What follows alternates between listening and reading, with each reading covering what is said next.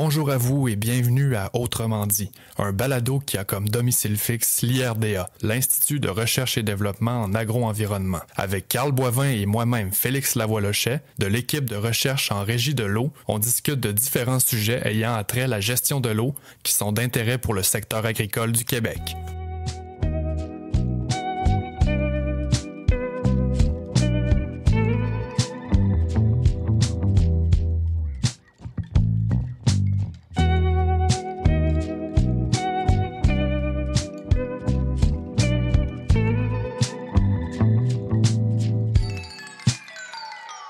Bonjour tout le monde, bienvenue à ce tout premier épisode de Autrement dit. Yeah! C'est là que je vais ajouter les applaudissements puis les acclamations en post-production. Non, trêve de plaisanterie, je suis très heureux de lancer ce projet. Ça fait longtemps que c'est dans les boîtes, ça me rend vraiment heureux parce que j'y crois beaucoup. C'est sûr que y a un petit trac, mais en bref, je suis très content de lancer ça enfin. Avant de rentrer dans le vif du sujet, on va adresser l'éléphant dans la pièce. Là. On le sait comment ça s'écrit autrement, c'est pas EAU, mais en écoutant l'introduction, vous aurez compris là, que c'est un podcast qui va traiter du sujet de l'eau. C'est un simple jeu de mots. Bon, c'est réglé pour le titre. Donc, dans l'épisode d'aujourd'hui, on va commencer par se présenter parce que je pense que c'est important que vous sachiez à qui vous avez affaire. D'abord, je vais commencer l'exercice. Moi, Félix, votre animateur. On va commencer par mon parcours académique. Ce bout-là devrait pas être très long. Mais ensuite, on va poursuivre avec mon parcours professionnel jusqu'à mon arrivée à l'IRDA. Puis, j'aimerais ça qu'on finisse par dire un peu nos attentes puis nos craintes par rapport à ce projet de podcast. Ensuite de ça, mon collègue et co-animateur Carl Boivin va faire le même exercice. Salut Carl. Bonjour Félix. Une fois nos présentations terminées, dans le premier segment du podcast, on va discuter de la genèse du projet, en commençant par de où vient le nom Autrement dit, pourquoi on a appelé ça comme ça. Ensuite de ça, on va poursuivre avec en développant un peu sur pourquoi on a lancé ce projet-là, pourquoi on veut faire un podcast. Puis on va développer plus concrètement sur les objectifs du podcast. Pour clore le premier segment, Carl, il va développer un petit peu sur notre équipe de la régie de l'eau. On va faire un survol un peu de notre quotidien, si on veut, comme équipe de recherche en régie de l'eau. Puis on va aussi parler Carl va surtout parler des projets auxquels on participe actuellement ou auxquels on va participer. Puis de qu'est-ce qu'on aimerait parler dans le podcast dans l'avenir. Dans le deuxième segment, on reçoit Joanie Robitaille. Joanie, c'est la responsable des communications à l'Institut de recherche. Puis elle va venir nous faire une petite présentation de l'IRDA, puis nous donner un peu ses attentes à elle par rapport au podcast également. On trouvait ça important que quelqu'un de l'extérieur de l'équipe nous donne un peu ses attentes pour avoir un peu plus une vision globale du projet. Puis finalement, on va finir cet épisode-là, en discutant un peu de ce qui vous attend pour les prochains épisodes du podcast, qui on aimerait recevoir, de quoi on aimerait parler, bref, notre liste de souhaits. Je me lance pour la présentation. Je m'appelle Félix, comme vous l'avez entendu quelques fois depuis le début de l'épisode. Aussi loin que je me rappelle, j'ai toujours eu un intérêt pour les plantes et l'agriculture en général. Si ma mère était là, d'ailleurs, elle raconterait sûrement mon anniversaire de 5 ans quand j'ai demandé une fleur. Pas un Game Boy ou une bébelle du Toys R Us, mais j'avais vraiment demandé une fleur pour mettre dans le jardin de la maison. Ça en dit long quand même sur mon intérêt pour les plantes, je crois. Mon premier emploi, ça a été sur une ferme aussi, là, vers l'âge de 11 ou 12 ans. Mes parents m'avaient donné le choix entre aller en camp de vacances ou travailler. Pour moi, il y avait pas de question. C'était sûr que j'allais travailler. D'un, parce que j'aimais ça être dehors puis travailler avec les plantes, mais je pense aussi que j'aimais pas trop les camps de vacances. Puis ensuite de ça, à l'adolescence, puis début de l'âge adulte, j'ai beaucoup travaillé en cuisine. Puis en parallèle, je faisais mes premiers jardins potagers et un début de formation en herboristerie. Fait que sans mauvais jeu de mots, je pense qu'à ce moment-là, c'est là que je cultivais le plus mon intérêt pour le domaine de l'agriculture en général. Début de l'âge adulte, un peu comme tout le monde, je me cherchais. Donc j'ai décidé de partir en voyage en Amérique du Sud, en Amérique centrale, au lieu de poursuivre mes études. Puis ça m'a mené jusque sur une petite ferme de légumes biologiques dans la vallée de l'Okanagan, près de Oliver, où j'ai travaillé pour toute la saison. Puis là, je suis tombé vraiment en amour avec le métier de maraîcher.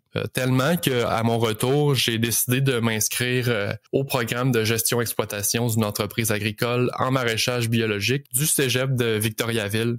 Ça a été 3 belles années, très formatrices, des belles rencontres, puis j'ai pu commencer à me faire un petit réseau de contacts aussi. Mais j'ai aussi réussi à me décourager à me lancer en affaires, malheureusement. Mais ça m'a amené finalement à me faire engager à ma sortie du cégep à l'IRDA en 2017, d'abord comme technicien agricole sur l'équipe de recherche en fertilisation. Mon contrat a pris fin en 2018, donc je me suis exilé, si on peut dire, à Crac-Bitume, un organisme d'agriculture urbaine puis de transfert de connaissances en écologie et autres. Puis j'ai adoré ce travail-là parce que ça joignait 2 de mes intérêts qui sont le transfert de connaissances, l'enseignement, l'éducation et bien évidemment l'agriculture. Parce que je donnais des petits ateliers à des gens qui connaissaient pas trop l'agriculture. C'était à mi-chemin entre le travail social, l'agriculture, l'enseignement. C'était vraiment bien. Mais bon, toute bonne chose a une fin. Mon contrat a pris fin aussi. Donc je suis allé travailler sur quelques autres entreprises agricoles ensuite, jusqu'à mon retour à l'IRDA triomphant, mais cette fois-ci comme ouvrier agricole sur la ferme expérimentale de Saint-Lambert de Lauzon. 2 beaux étés à Saint-Lambert où j'ai beaucoup appris, surtout au niveau pratique, je dirais, technique, comme la mécanique, la construction, l'entretien des machineries, un peu tout ça. Ça a été très formateur aussi grâce à mes 2 collègues. Puis finalement, je suis de retour à Québec, toujours à l'IRDA, mais cette fois-ci comme technicien agricole, avec l'équipe de la Régie de l'eau. Bon, pour ce qui est maintenant de mes craintes ou mes appréhensions plutôt, ainsi que mes attentes envers ce projet de podcast, ben si on commence par les appréhensions, c'est certain que je suis un peu insécure parce que j'ai jamais fait ça. Je suis pas un animateur de radio. J'ai étudié en agriculture. Je connais pas ça, puis j'ai plusieurs chapeaux à porter parce que bon, il faut que j'apprenne à monter tout ça, utiliser des nouveaux logiciels que je connaissais pas, mais je suis très emballé par ça. Puis ça, c'est un peu mes attentes. C'est que j'ai toujours eu un peu un projet dans le genre. Je savais pas sous quelle forme exactement, mais j'avais toujours eu un peu cette idée de projet parce que je suis un amateur de médias, de cinéma, de un peu tout ça. Puis j'ai l'impression que ce projet-là est un peu dans cet univers-là. Donc évidemment, ça me plaît beaucoup. Je m'attendais pas à pouvoir avoir la chance de faire un projet comme ça dans l'exercice de mes fonctions comme technicien agricole, c'est certain. Donc je suis bien excité pour ça. Ça fait le tour un peu pour ce que moi j'avais à dire. Je t'enverrai la balle maintenant, Carl, si tu veux te présenter à ton tour puis parler un peu de tes attentes à toi aussi et de tes appréhensions. Ouais, ce qui me rapproche le plus du milieu agricole où j'ai grandi, c'est le potager qu'il y avait en arrière de la maison chez nous. Avec un peu de recul, je dirais même que j'ai constaté que ma famille et mes amis partageaient pas le même intérêt que moi pour cet exercice estival. Au fil des années, la pelouse a cédé de plus en plus de place aux légumes et même à certains arbustes fruitiers, même si la place n'était pas illimitée. Puis même encore aujourd'hui, je donne un coup de main à mes parents pour leur jardin.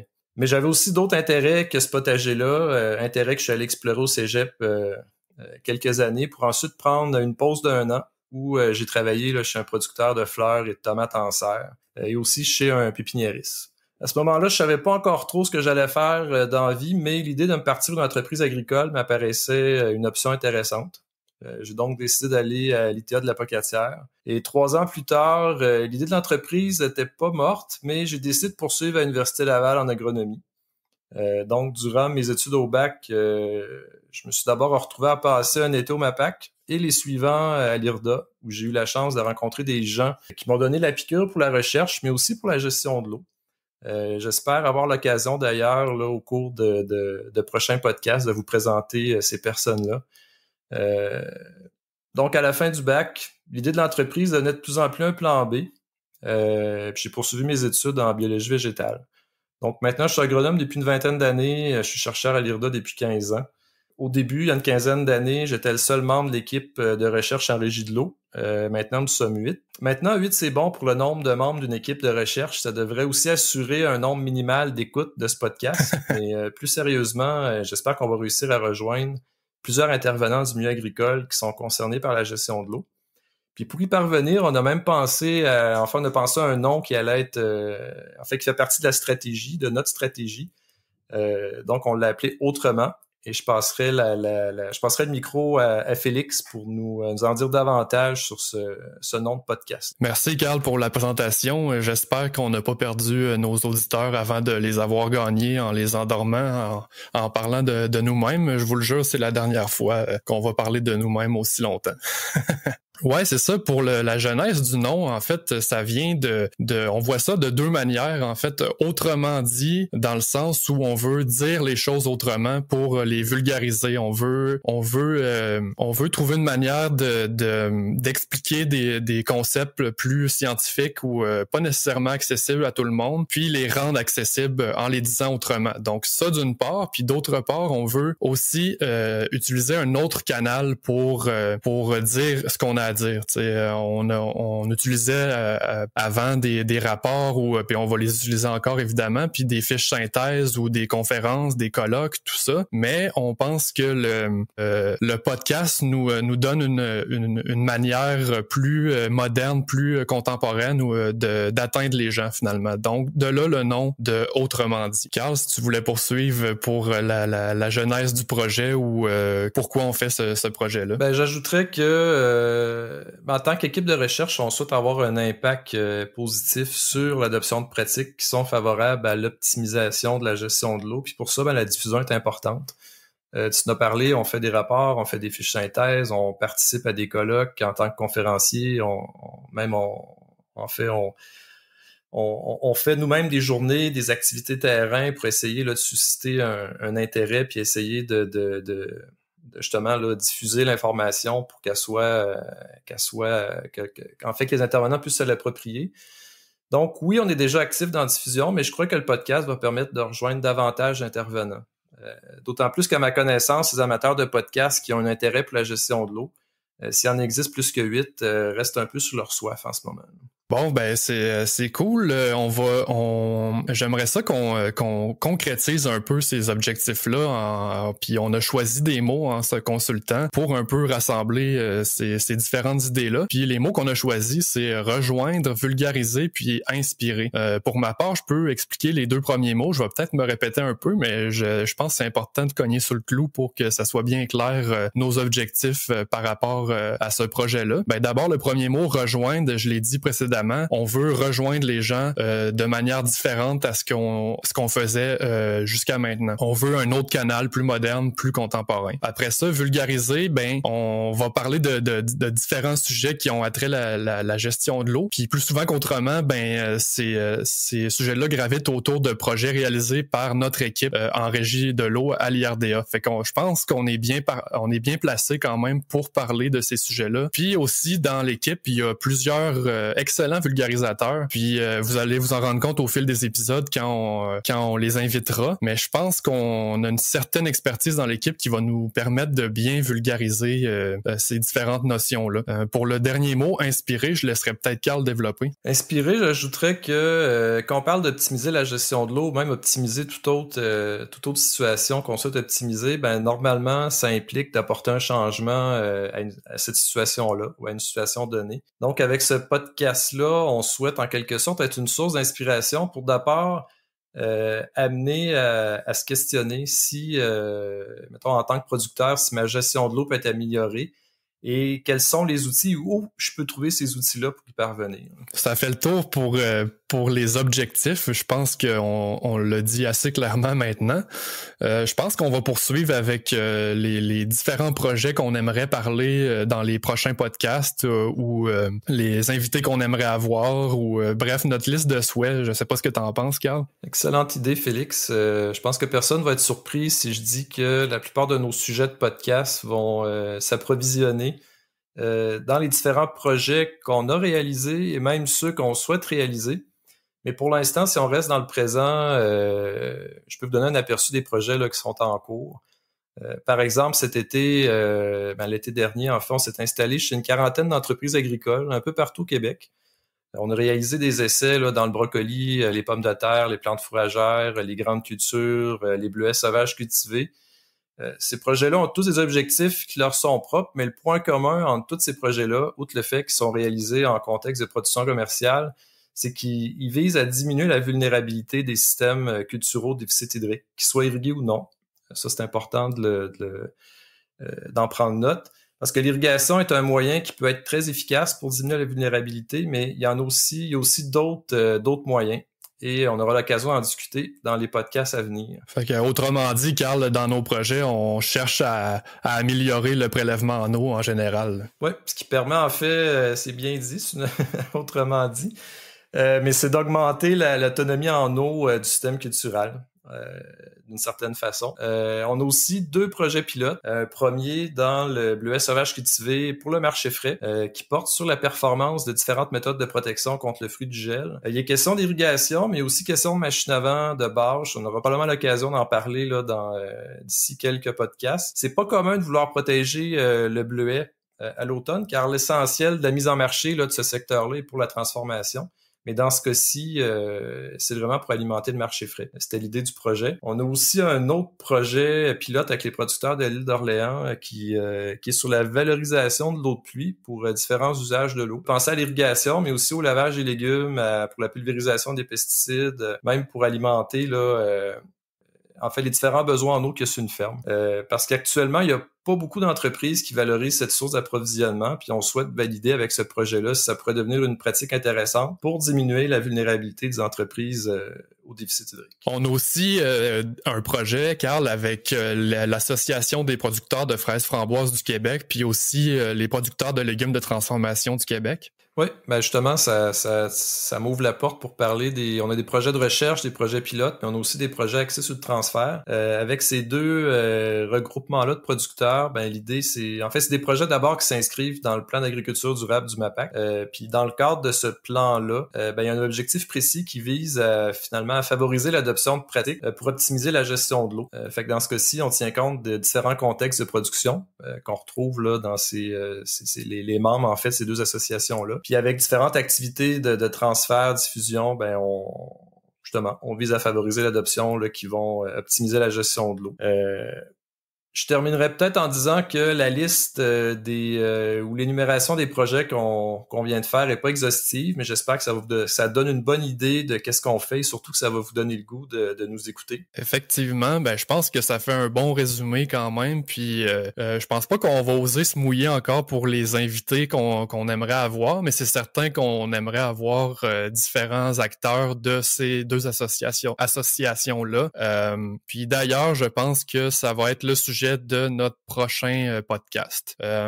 Ça fait le tour de ce qu'on avait à dire pour le premier segment, fait que j'aimerais ça vous demander déjà, chers auditeurs, de nous suivre sur bientôt le site internet de l'IRDA, irda.qc.ca, puis aussi sur toutes les plateformes de podcasts comme Apple Podcast, Spotify, Google Podcast, etc. On va aussi être sur YouTube, juste en audio pour maintenant, mais abonnez-vous puis suivez-nous sur nos pages, ça serait très gentil de votre part. Comme promis dans l'introduction, pour ce 2e segment, on reçoit Joanie Robitaille, la responsable des communications à l'IRDA. Allô, Joanie?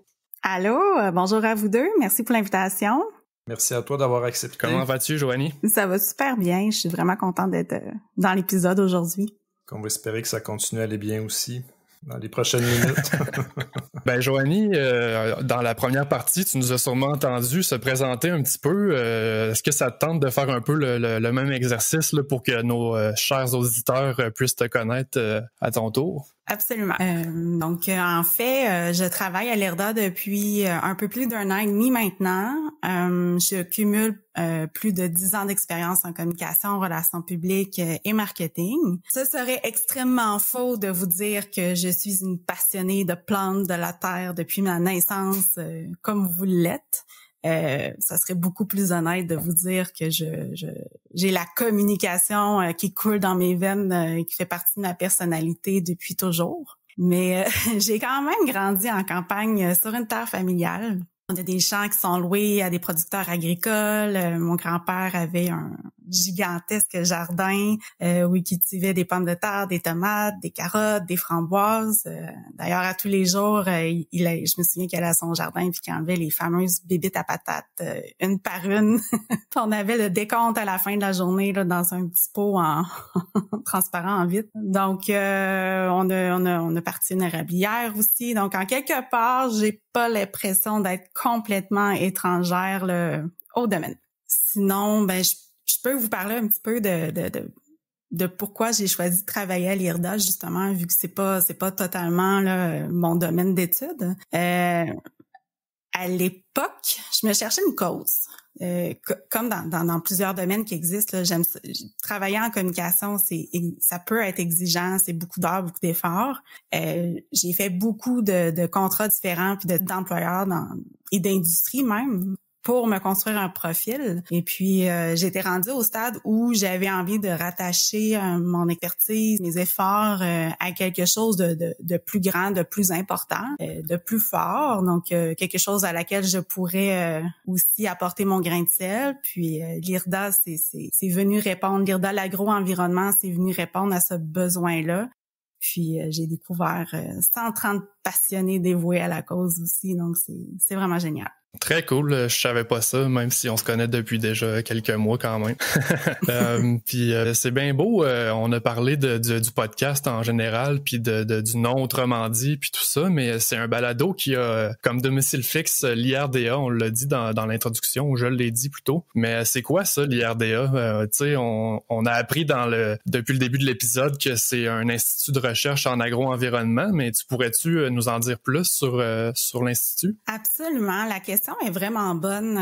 L'IRDA, c'est tellement un institut polyvalent qu'encore aujourd'hui, pour moi, c'est difficile de le résumer en une phrase. Puis je pense que, en fait, ce qui est vraiment important, c'est que premièrement, l'IRDA, c'est des gens. C'est des chercheurs, c'est des professionnels de recherche, des techniciens, des ouvriers qui sont là pour développer, faire progresser les pratiques agricoles de producteurs québécois et pour rendre ces pratiques-là plus durables, plus facilement applicables aux champs. Donc, c'est ça, l'IRDA, c'est des gens qui, oui, sont parfois dans des laboratoires, des bureaux, mais sont aussi souvent sur le terrain. Ils ont une très bonne compréhension de ce qui se passe dans la réalité des producteurs puis de leurs conseillers. Puis, les expertises que l'on a à l'Institut sont rassemblées sous forme sous 3 grands pôles. Donc, on a la protection des ressources, la phytoprotection, les pratiques agricoles. Et puis, on a aussi à l'IRDA 15 équipes de recherche.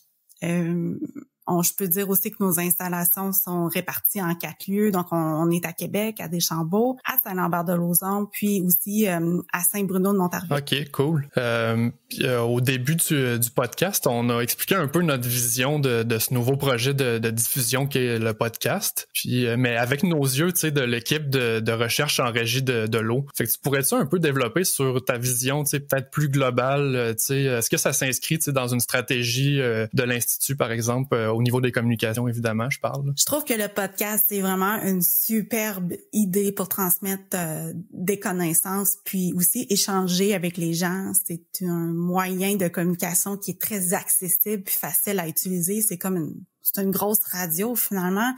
Donc, que ce soit dans la voiture, sur le tracteur, en conduisant, ça reste accessible, contrairement, par exemple, à une vidéo où ça demande un peu plus de concentration. Autrement dit, c'est un podcast qui est nouveau à l'IRDA, c'est le premier. J'ai vraiment hâte de le voir évoluer, mais ce que je souhaite, c'est dans un avenir aussi pas trop lointain, c'est de pouvoir mettre en place un podcast à la grandeur de l'IRDA pour pouvoir couvrir des sphères d'expertise un peu plus en détail, puis de partager que les équipes de recherche puissent partager leur expertise, leur connaissance de cette manière-là. Ouais, on l'espère aussi. On espère que ça va donner des idées aux autres équipes, puis à l'administration. On pense que c'est vraiment un bon moyen de communiquer finalement ce qu'on a à dire. Fait que ça fait le tour un peu, je pense. Je pense que, Félix, le podcast, autrement dit, va faire quelques jaloux à l'IRDA. Ben là, on veut pas faire de chicane quand même, mais avais-tu autre chose à ajouter? Sinon... Oui, on fait l'enregistrement en janvier 2023. Puis je peux vous dire de rester à l'affût parce que l'IRDA va travailler cette année beaucoup sur son site web, sur la manière de diffuser ses publications dans le site web, sur son image. Donc, restez à l'affût. Il y a des belles choses qui s'en viennent. Je suis resté silencieux depuis le début, mais c'est pas parce que je dormais, mais j'ai ouï dire que l'IRDA fêtait son 25e anniversaire cette année. Eh oui, le 20 mars, si je me souviens bien, l'IRDA va souligner son 25e anniversaire. Puis, on a plein de belles activités qui s'en viennent cette année. On veut bien entendu le souligner avec les employés, mais on a un beau plan de match aussi pour le fêter avec les partenaires, avec nos collaborateurs. Donc, ça devrait être annoncé sous peu. Très cool. On a hâte à la fête. C'est plein de bonnes choses qui s'en viennent. Mais c'est quand même super pour un centre de développement et de recherche et de développement en agro-environnement de fêter 25 ans d'existence au Québec. Donc, effectivement. C'est quand même très intéressant. Puis je profite du fait que t'as parlé du site Internet qui va subir une cure de beauté, si on peut dire ça comme ça, pour rappeler aux gens qu'on va bientôt être sur le site Internet de l'IRDA avec notre podcast, puis j'aimerais ça aussi que les gens s'abonnent, les auditeurs s'abonnent à nos pages, puis nous suivent sur les différentes plateformes finalement de diffusion de podcasts comme Apple Podcast, Google Podcast et Spotify et autres. Donc, ça serait tout pour moi. T'avais-tu quelque chose à ajouter, Carl? Bonne fin de journée à vous deux. À toi bonne aussi. Donc, bonne chance, merci. Bon. Fait que c'était tout pour ce premier épisode. Autrement dit, à très bientôt. Merci.